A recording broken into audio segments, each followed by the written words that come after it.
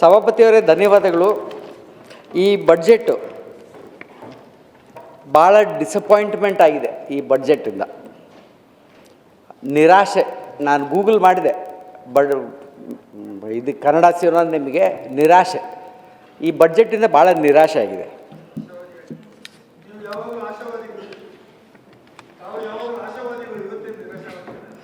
ಆಗಿದ್ದೀನಿ ಈ ಬಡ್ಜೆಟ್ ನೋಡ್ಕೊಂಡು. ನಾನು ನಂದು ಮೇನ್ ಟಾಪಿಕ್ ಇರೋದು ಬೇರೆ ಸಭಾಪತಿಯವರೇ, ಅಬೌಟ್ ಡಿಫ್ರೆಂಟ್ಲಿ ಏಬಲ್ಡ್. ಬಟ್ ನಾನು ಈ ಬಡ್ಜೆಟಲ್ಲಿ ಫುಲ್ ಓದಿದೆ. ಈ ಸರ ಬಡ್ಜೆಟಲ್ಲಿ ಬಳ್ಳಾರಿ ಮತ್ತು ವಿಜಯನಗರಿಗೆ ಎಲ್ಲಿ ಮೆನ್ಷನ್ನೇ ಆಗಿಲ್ಲ. ನಮಗೇನು ಒಂದು ಅನುದಾನ ಇಲ್ಲ, ಏನಿಲ್ಲ. ಏನೇ ಹೇಳಿದ್ರು ಕೂಡ ಪ್ಯಾರಾ 108 KMERC ಅಂತಾರೆ, 148 ಕೂಡ KMERC ಅಂತಾರೆ. ಆಮೇಲೆ KKRDB ಗ್ರಾಂಟ್ ಅಂತಾರೆ. KKRDB ಬಗ್ಗೆ ಭಾಳ ಮಾತಾಡ್ಬೇಕಂದ್ರೆ KKRDB ಎದಕ್ಕೆ ಬಡ್ಜೆಟಲ್ಲಿ ಹಾಕ್ತಾರೋ, ನಮಗೆ ಯಾವಾಗ ಬರ್ತದೋ KKRDB ಗ್ರಾಂಟ್ ಎಲ್ಲಿ ಯೂಸ್ ಆಗ್ತದೆ ಅಂತ ಕೂಡ ಗೊತ್ತಿಲ್ಲ. ಸೇಮ್ ಥಿಂಗ್ ವಿತ್ KMERC ಬಗ್ಗೆ ಅವೆಲ್ಲ ಮಾತಾಡಿದ್ದೆ. ನಮ್ಮ ಬೋಸರಾಜ್ ಸಾಹೇಬರು ಇದ್ದರೆ ಚೆನ್ನಾಗಿತ್ತು. ಇವತ್ತು ಅವ್ರಿಗೆ ರಿಮೈಂಡ್ ಮಾಡ್ಬೋದಾಗಿತ್ತು ನಾನು. ಮತ್ತೆ ಅವ್ರು ಏನಿವೆ ಅವ್ರ ಅಧಿಕಾರಿಗಳಿಗೆ ರಿಟೈರ್ ಆಗ್ತಾರಂತ ಏಪ್ರಿಲಲ್ಲಿ, ಅದಕ್ಕೆ ಬಿಟ್ಬಿಟ್ಟಿದ್ದೀನಿ, ಡ್ರಾಪ್ ಮಾಡಿದ್ದೀನಿ ಆ ಟಾಪಿಕ್ನ. ಎಲ್ಲದಕ್ಕೆ ಬೇರೆ KKRDB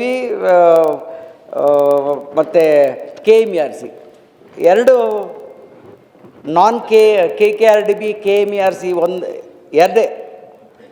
post metric hostel for BC in Ballari para 205, para 250 labour ಡಿಪಾರ್ಟ್ಮೆಂಟಿಂದ residential school in Kurugodu and Siruguppa. ಆಮೇಲೆ ಪ್ಲಾನೆಟೋರಿಯಂ ಅಂತ ಕೊಟ್ಟಿದ್ದಾರೆ. ಪ್ಲಾನೆಟೋರಿಯಂ ಏನು 1 ಕೋಟಿಗೆ ಬರ್ತದೋ ಇಲ್ಲ ಅದರಲ್ಲಿ. ಆಮೇಲೆ ಇಂಡಸ್ಟ್ರಿಯಲ್ ಎಸ್ಟೇಟ್ ಇನ್ ಕಂಪ್ಲಿ ಥ್ರೂ KSSIDC. ಅದು ಬಿಟ್ಟು ಇನ್ನು ಯಾವುದಿಲ್ಲ ಸಭಾಪತಿಯವರೇ. ಎಲ್ಲ KKRDB ಫಂಡ್ಸು, KMERC ಫಂಡ್ಸು ಎಲ್ಲ ಇದರಲ್ಲೇ. ಈ ಫುಲ್ ಬಡ್ಜೆಟ್ ಬಳ್ಳಾರಿ ವಿಜಯನಗರ ವಿಷಯದಲ್ಲಿ ಈ ಫುಲ್ ಬಡ್ಜೆಟ್ ಬುಕ್ಕಲ್ಲಿ ಒಂದು ಮೆನ್ಷನ್ ಇಲ್ಲ. ನಾನು ಒಂದು 2-3 ಡಿಸ್ಕಷನ್ ಟೈಮಲ್ಲಿ ಒಂದು 2-3 ಪಾಯಿಂಟಲ್ಲಿ ಮಾತಾಡಿದ್ದೆ ನಾನು.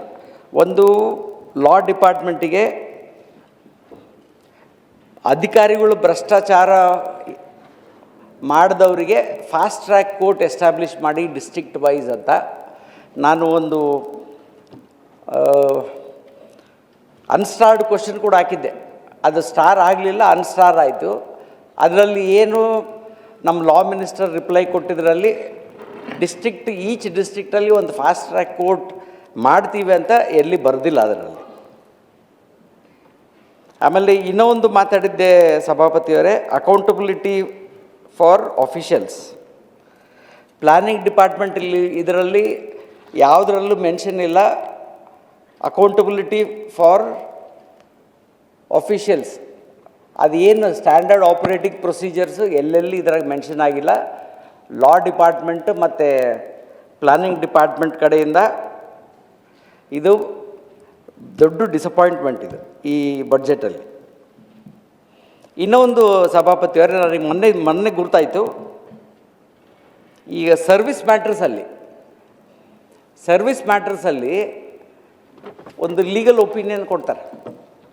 ಸೇಮ್ ಮ್ಯಾಟ್ರಿಗೆ ಬೇರೆ ಬೇರೆ ಅಧಿಕಾರಿಗಳಿಗೆ, ಅಂದರೆ ಬೇರೆ ಬೇರೆ ಆಫೀಷಿಯಲ್ಸಿಗೆ ಬೇರೆ ಬೇರೆ ಒಪಿನಿಯನ್ ಕೊಡ್ತಾರೆ. ಇದು ಹೆಂಗೆ ಸಾಧ್ಯ? ಇದು ಏನಾಗುತ್ತೆ, ಒಂದು ಒಪಿನಿಯನ್ ಒಬ್ರಿಗೆ ಕೊಟ್ಟ ಮೇಲೆ ಇನ್ನೊಬ್ರಿಗೆ ಇನ್ನೊಂದು ಒಪಿನಿಯನ್ ಕೊಟ್ಟರೆ ಅವ್ರು ಏನು ಮಾಡ್ತಾರೆ, ಅಲ್ಲಿ ಲಿಟಿಗೇಷನ್ ಆಗ್ತದೆ. ಅದು ಕ್ಯಾಟಿಗಾರ ಹೋಗ್ತಾರೆ, ಇಲ್ಲಾಂದರೆ ಎಲ್ಲ ಕೋರ್ಟಿಗಾರ ಹೋಗ್ತಾರೆ. ಇದಕ್ಕಿಂತ ಫಸ್ಟ್ ಪ್ಲೇಸು ಎಲ್ಲರಿಗೂ ಒಂದು ಲೀಗಲ್ ಒಪಿನಿಯನ್ ಕೊಟ್ಟ ಮೇಲೆ ಅದೇ ಲೀಗಲ್ ಒಪಿನಿಯನ್ ಬೇರೆಯವ್ರಿಗೆ ಕೂಡ ಇದಕ್ಕೆ ಅನ್ವಯ ಆಗೋದಿಲ್ಲ. ಇದು ನನಗೆ ಅರ್ಥ ಆಗೋದಿಲ್ಲ. ಇದಕ್ಕೆ ಡಿಫ್ರೆಂಟ್ ಸರ್ವಿಸ್ ಮ್ಯಾಟ್ರಸಲ್ಲಿ ಒಬ್ಬೊಬ್ಬರಿಗೆ ಒಂದೊಂದು ಲೀಗಲ್ ಒಪಿನಿಯನ್ ಕೊಡ್ತಾರೆ ನಮ್ಮ ಲಾ ಡಿಪಾರ್ಟ್ಮೆಂಟ್ ಅಂತ ನನಗೆ ಅರ್ಥನೇ ಆಗೋದಿಲ್ಲ ಇದರಲ್ಲಿ. ನಂದು ಲಾಸ್ಟ್ ಟಾಪಿಕ್ ಮಾತಾಡೋದು, ನಾನು ಈ ಬುಕ್ಕಲ್ಲಿ 105, 108 ಪೇಜ್ ವಾಟ್ ಎವರ್ ಇದೆ, ಒಂದು ಶಬ್ದ ಎನಿ ಡಿಫ್ರೆಂಟ್ಲಿ ಏಬಲ್ಡಿಗೆ ಏನಾದರೂ ನಾವು ಅವರ ಜೀವನಕ್ಕೆ ಏನಾದರೂ ನಾವು ಹೆಲ್ಪ್ ಮಾಡ್ತೀವಿ ಸರ್ಕಾರದಿಂದ, ಪೆನ್ಷನ್ ಇನ್ಕ್ರೀಸ್ ಮಾಡ್ತೀವಿ, ಬಡ್ಜೆಟರಿ ಅಲೋಕೇಶನ್ ಇನ್ಕ್ರೀಸ್ ಮಾಡ್ತೀವಿ ಅಂತ ಒಂದೊಂದೊಂದೊಂದು ಶಬ್ದ ಇಲ್ಲ ಇದರಲ್ಲಿ, ಒಂದು ಶಬ್ದ ಇಲ್ಲ. ನನಗೆ ಏನು ಆಶ್ಚರ್ಯ ಆಗ್ತದೆ, ನೋವು ಕೂಡ ಆಗ್ತದೆ ಭಾಳ. ಮೊನ್ನೆ ನಮ್ಮ ಮದರ್ ಇಂಡಿಯಾ ಅವರು ಮತ್ತು ಉಮಾಶ್ರೀ ಮೇಡಮ್ ಕೂಡ ಮಾತಾಡಿದರು ಆ್ಯಸಿಡ್ ವಿಕ್ಟಿಮ್ಸ್ ಬಗ್ಗೆ. ಎಲ್ಲರೂ ಮಾತಾಡಿದ್ರಿ ಆ್ಯಸಿಡ್ ವಿಕ್ಟಿಮ್ಸ್. ಆ್ಯಸಿಡ್ ವಿಕ್ಟಿಮ್ಸ್ ಎಷ್ಟು, ಒಂದು 150 ಜನ ಇದ್ದಾರೆ. ಇವರು ಡಿಫ್ರೆಂಟ್ಲಿ ಏಬಲ್ಡ್ ಅಂಗವಿಕಲರು 1.8% ಇದ್ದಾರೆ of our population as per 2011 census. ಅವರಿಗೆ ಮಂತ್ಲಿ ಪೆನ್ಷನ್ ಇನ್ಕ್ರೀಸ್ ಮಾಡೋದು ಬರೋದಿಲ್ಲ. ಆ ಡಿಪಾರ್ಟ್ಮೆಂಟಿಗೆ ಎಕ್ಸ್ಟ್ರಾ ಬಡ್ಜೆಟರಿ ಅಲೋಕೇಶನ್ನು ಬರೋದಿಲ್ಲ, ಅಂದರೆ ಅಲೋಕೇಶನ್ನೇ ಮಾಡಿಲ್ಲ ಇದರಲ್ಲಿ. ಮತ್ತು on behalf of all the differently abled people in state of Karnataka, this budget is a big zero. It is a big disappointment. ನಾನು ಇಷ್ಟೇ ಹೇಳಿ ಮುಗಿಸ್ತೀನಿ ಸಭಾಪತಿಯವರೇ, ನನಗೆ ಅವರು ಟೈಮ್ ಕೊಟ್ಟಿದ್ದಾರೆ. ಲಾಸ್ಟಿಗೆ ಒಂದೇ ಒಂದು ನಿಮ್ಮ ಮೂಲಕ ನಾನು ಒಂದೇ ಒಂದು ಮನವಿ ಮಾತಾಡಿ. ಡಿಫ್ರೆಂಟ್ಲಿ ಏಬಲ್ಡ್ ಬಗ್ಗೆ ನಾನು ಭಾಳ ಬರ್ಕೊಂಡಿದ್ದೆ, ಭಾಳ ಇದೆ. ಅವರು, ನಾನೊಂದು ಸಣ್ಣ ಎಕ್ಸಾಂಪಲ್ ಕೊಡ್ತೀನಿ ಸಭಾಪತಿಯವರೇ. ಮೊನ್ನೆ ರೇಬ್ಯಾನ್ ಅವರು ಮೆಟಾ ಗ್ಲಾಸಸ್ ಅಂತ ಇಂಟ್ರಡ್ಯೂಸ್ ಮಾಡಿದ್ದಾರೆ. ಮೆಟಾ ಗ್ಲಾಸಸ್ ಫಾರ್, ಅದು ಜನರಲಿ ಹೆಲ್ಪ್ ಆಗೋದು ಯಾರಿಗಂದರೆ low vision and visually impaired. That is connected to a smartphone app in the smartphone. It's called Meta AI. That's Meta, Ray-Ban Meta costs 45,000 rupees. 45 or 47,000. One smartphone, ಒಂದು 20,000 ಇಲ್ಲ 30,000 with that app. Less than 1 lakh rupees. A low vision or a blind person can actually be able to live his day-to-day life comfortably. ಭಾಳ expensive ಇಲ್ಲ ಇದು. 75,000ದಿಂದ 1,00,000 ಒಳಗೆ ಒಂದು visually impaired person or a low vision ಪರ್ಸನ್ನಿಗೆ ಅವರು ಲೈಫ್ನ easy ಮಾಡೋಕ್ಕೆ ಜಾಸ್ತಿ ಎಕ್ಸ್ಪೆಂಡಿಚರ್ ಇಲ್ಲ. ಸೇಮ್ ವೇ ಎಲ್ಲ ಡಿಸಬಿಲಿಟೀಸಿಗೆ ಕೂಡ ತಮ್ಮದು ಆ ಡಿಸೇಬಲ್ಡ್ ಇವರಿಗೆ ಓವರ್ಕಮ್ ಮಾಡೋಕ್ಕೆ and try to lead a normal life, it requires a very small amount of money. ಜಾಸ್ತಿ ಇಲ್ಲ, ಅಷ್ಟು ಸ್ಮಾಲ್ ಅಮೌಂಟ್ ಕೂಡ ಇದಕ್ಕೆ ನಮ್ಮ ಬಡ್ಜೆಟಲ್ಲಿ ಅಲೋಕೇಶನ್ ಮಾಡವಲ್ರು ಡಿಪಾರ್ಟ್ಮೆಂಟಿಗೆ. ನನಗೆ ಅದೇ ಆಶ್ಚರ್ಯ ಆಗ್ತದೆ. ನಾನು ಪೆನ್ಷನ್ ಇನ್ಕ್ರೀಸ್ ಮಾಡಂತ ನಾನು ಅವೆಲ್ಲ ಕೇಳಿದ್ದೆ 5 times. ಆಯ್ತು, ಪೆನ್ಷನ್ ಬಿಟ್ಬಿಡಿ. ಈ ಉಪಕರಣಗಳಿದಾವಲ್ಲ, AI ಉಪಕರಣಗಳು, AI enabled tools, AI enabled ಟೂಲ್ಸಿಂದ ಇವ್ರ ಲೈಫ್ ಬೇಕಾದಷ್ಟು ಇಂಪ್ರೂವ್ ಮಾಡ್ಬೋದು. ನಾವು their quality of life improve ಮಾಡ್ಬೋದು. ನಾವು ಅದು ಮಾಡ್ತಾಯಿಲ್ಲ. ನಾವು ಅದು ಯಾವುದು ಅದು ನಾವು ಇದಕ್ಕೆ ಕೇರೆ ಮಾಡ್ತಾ ಇಲ್ಲ. 1.8% ಪಾಪ್ಯುಲೇಷನ್ಗೆ ನಾವು ಒಂದು ದೊಡ್ಡ ಡಿಸ್ಸರ್ವಿಸ್ ಮಾಡ್ತಾಯಿದ್ದೀವಿ ಈ ಬಡ್ಜೆಟಲ್ಲಿ. ಇದರಿಂದ ನಾನು ನಿಮ್ಮ ಮೂಲಕ ನಾನು ಏನು ಸರ್ಕಾರಕ್ಕೆ ಮನವಿ ಏನು ಮಾಡ್ತಾಯಿದ್ದೀನಿ, ಅಂಗವಿಕಲರಿಗೆ ಈ ಡಿಪಾರ್ಟ್ಮೆಂಟಿಗೆ ಅಡಿಷ್ನಲ್ ಬಡ್ಜೆಟ್ ಕೊಟ್ಟು, ಲಾಸ್ಟ್ ಟೈಮ್ ನಾನು ಡೀಟೇಲ್ಸ್ ನೋಡಿದ್ದೀನಿ ಸಭಾಪತಿಯವರೇ, 1 year for differently abled for their AI equipment are to make their life easy. ನೀವು ನಗ್ತೀರಿ ನಾನು ಆ ಬಡ್ಜೆಟ್ ಹೇಳಿದರೆ. ಲೆಸ್ ದೆನ್ 20 crores, 20 ಕೋಟಿ ಕೊಟ್ಟಾರೆ ಲಾಸ್ಟ್ ಇಯರ್. ನನ್ನ ಹತ್ರ ಇದೆ ಸ್ಟ್ಯಾಟಿಸ್ಟಿಕ್ಸ್ ಡೀಟೇಲ್ಸ್ ಇದೆ. 20 ಕೋಟಿ, 19 and odd, ನಾನು ಒಂದು ಸ್ವಲ್ಪ ಜಾಸ್ತಿ ಹೇಳ್ತಿದ್ದೀನಿ, 20 ಕೋಟಿ ಇಡೀ ರಾಜ್ಯಕ್ಕೆ.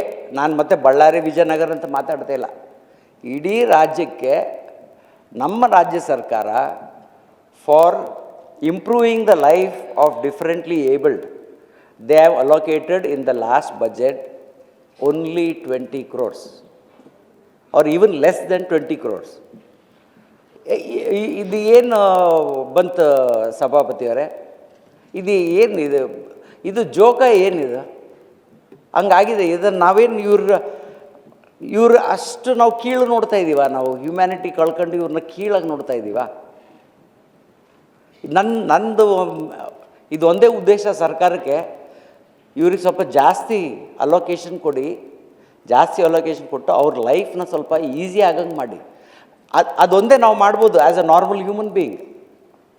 ಅವ್ರ ಕಷ್ಟಗಳು ನಾವು ತಗೊಳಕ್ಕೆ ಬರಲ್ಲ, but we can help make their lives easy and better.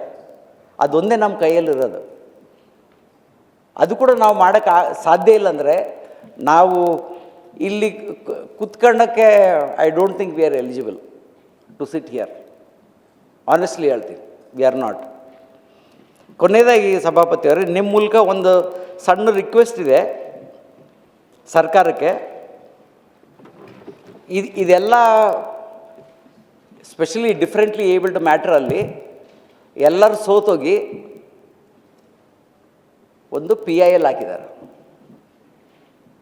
ಒಂದು PIL November 14th ಹಾಕಿದ್ದಾರೆ. ನಾನು ಹೆಸರು ಹೇಳೋದಿಲ್ಲ. November 14th last year 2025 PIL ಹಾಕಿದ್ದಾರೆ. ನೀವು ನಂಬೋದಿಲ್ಲ ಸಭಾಪತಿಯವರೇ, ಇದು 5 months ಆಯಿತು. ಇದು 4th month or 5th month. ನಾವು ನಮ್ಮ ಪ್ರಯಾರಿಟೀಸ್ ಎಷ್ಟು ತಪ್ಪಿದೆ ಅಂತ ನೋಡ್ರಿ. ಅಲ್ಲಿ ಒಂದು ಹಿಯರಿಂಗೂ ಆಗಿಲ್ಲ. ಅವರು ಸಾಲಿಸಿಟರ್ ಜನರಲ್ಲು ಅಟಾರ್ನಿ ಜನರಲ್ ಏನು ಹೇಳ್ತಾರೆ ಸ್ಟೇಟ್ ಲೆವೆಲಲ್ಲಿ ಗೊತ್ತಿಲ್ಲ. ಡೇಟ್ಸ್ ತಗೊಂಡಿದ್ದಾರೆ, ನೋಟಿಸ್ ಸರ್ವ್ ಮಾಡ್ಕೊಂಡಿದ್ದಾರೆ, ಡೇಟ್ಸ್ ತಗೊಂಡಿದ್ದಾರೆ. ಈಗ ನೆಕ್ಸ್ಟ್ ಬಂದಿರೋದು 21st April 2026 is the next date of hearing. ನಂದು ಒಂದೇ ಒಂದು ಮನವಿ ಸರ್ಕಾರದಿಂದ, ನೀವು ಏನಾದರೂ ಮಾಡಿರಿ, ಅಟ್ಲೀಸ್ಟ್ ಈ ಹಿಯರಿಂಗ್ ಈ PILನ ಜಲ್ದಿ ಅಡ್ರೆಸ್ ಮಾಡಿರಿ. ಈ PILನ ಜಲ್ದಿ ಒಂದು ಲಾಜಿಕಲ್ ಕನ್ಕ್ಲೂಷನಿಗೆ ತಗೊಂಡೋಗ್ರಿ. ಅವ್ರು ಏನು ಕೇಳಿದ್ದಾರೆ ಬೇಡಿಕೆಗಳು PILಲ್ಲಿ, ಅದು ಆಗುತ್ತಾ ಇಲ್ಲೋ, ಎಷ್ಟಾಗುತ್ತೆ ನಿಮ್ಮ ಕೈಯಲ್ಲಿ ಅದು ಹೇಳಿ ಬಿಟ್ಟುಬಿಡಿ. ಅದು ಆಮೇಲೆ ಜಡ್ಜಿಗೆ ತೀರ್ಮಾನ ಮಾಡ್ತಾರೆ, ಚೀಫ್ ಜಸ್ಟಿಸ್. ನೀವು ಸುಮ್ಮನೆ ಡೇಟ್ ತಗೊಂಡು ಮುಂದೆ ಹೋದರೆ ಇದು ನೆಕ್ಸ್ಟ್ 10 years ಆದರೂ ಕೂಡ ಈ ಲಾಜಿಕಲ್ ಕನ್ಕ್ಲೂಷನಿಗೆ ಬರಲ್ಲ. ಇವರಿಗೆ ಇದು ಅಲ್ಲದೇ ಇನ್ನೊಂದು ದೊಡ್ಡ ಡಿಸ್ಸರ್ವಿಸ್ ಮಾಡೋದೇನು, ನಮ್ಮ AG ಅವರಾಯಿತು, ನಮ್ಮ ಲಾ ಡಿಪಾರ್ಟ್ಮೆಂಟ್ ಅವರು ಡೇಟ್ಸ್ ತಗೊಳ್ಳೋದು. ದಯವಿಟ್ಟು ನಿಮ್ಮ ಮೂಲಕ ನಾನು ಮುಖ್ಯಮಂತ್ರಿಯವರಿಗೆ ಮತ್ತು ಲಾ ಮಿನಿಸ್ಟರ್ಗೆ ನಾನು ಇಷ್ಟೇ ಬೇಡ್ತೀನಿ, ದಯವಿಟ್ಟು ನೀವೊಂದು ಮಾತು ಹೇಳಿ ಅವರಿಗೆ, ಈ PILಲ್ಲಿ ಅವರು ಆದಷ್ಟು ಬೇಗ ಅದನ್ನ ಕಂಪ್ಲೀಟ್ ಮಾಡಿ. ಇವ್ರಿಗೆ ಏನು ರೈಟ್ಸ್ ಅನ್ಬೇಕು ಇವ್ರಿಗೆ, ಆ್ಯಕ್ಚುಲಿ ಇವ್ರದ್ದೇನು ರೈಟ್ಸ್ ಇದೆ, ಇವ್ರಿಗೇನು ಫೆಸಿಲಿಟೀಸ್ ಇದೆ, ಅದು ಆದಷ್ಟು ಬೇಗ ಸರ್ಕಾರ ಒಪ್ಕೊಂಡು ಕೋರ್ಟಲ್ಲಿ ಇವ್ರಿಗೆ ಕೊಡಬೇಕಂತ ನಂದು ಒಂದು ಮನವಿ ಇದೆ. ಅಷ್ಟೇ ಸಭಾಪತಿಯವರು, ಇನ್ನೇನಿಲ್ಲ. Thank you. ಶಂಕರ್